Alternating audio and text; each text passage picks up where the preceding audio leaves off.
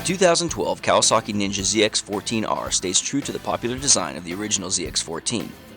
This is more of an evolution of the model as it retains the same riding position with most of the attention going towards changing the riding experience.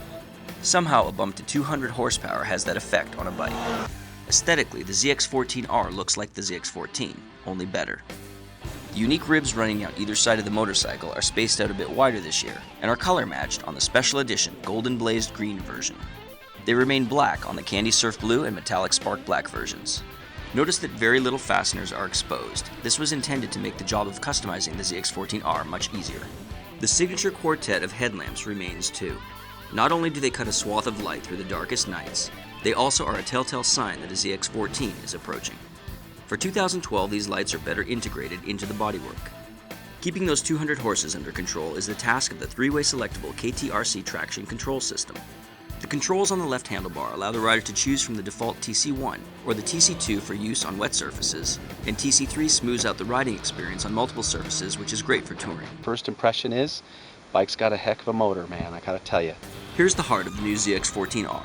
The engine is now 1441 cc's, pumps out nearly 200 horsepower, over 100 pound-feet of torque, which elevates the 14R to the top of the food chain right now. Internally, the ZX-14 features revised intake and exhaust ports, which are now hand-polished ports for the first time ever on a ZX-14 model. Camshaft profiles increase power, and a new camshaft tensioner reduces mechanical noises when the engine is cold. Box-style forged pistons are 6 grams lighter and also for the first time on a ZX-14. The 14R features a slipper clutch. The monocoque frame returns, although it is slightly revised as well. A new steering stem increased rigidity and optimized flex, improving the handling and riding experience of the more sporty ZX-14R. Out on the street, the ZX-14 has always been very comfortable, and with the firmer suspension and revised damping settings, the 14R feels even more well prepared for canyon carving duty.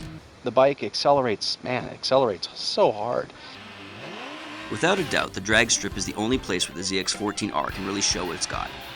This is pure, unadulterated fun as the rider tries to harness 200 wild horses and get it down the track as fast as possible.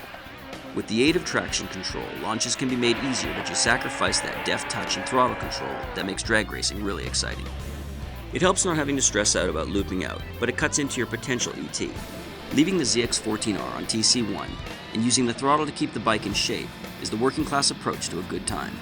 That's the way we felt most comfortable, and that's what allowed the faster riders to make their quickest runs too. Obviously, Rickey Gadson always looks fast on the strip though.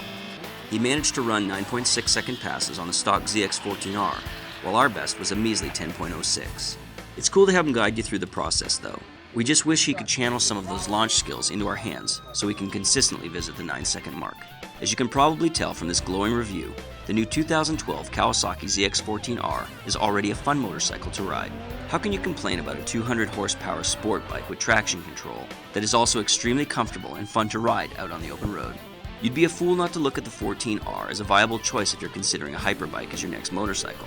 Kawasaki was looking to make this the king of all sport bikes, and until someone proves otherwise, they should be able to back up that claim.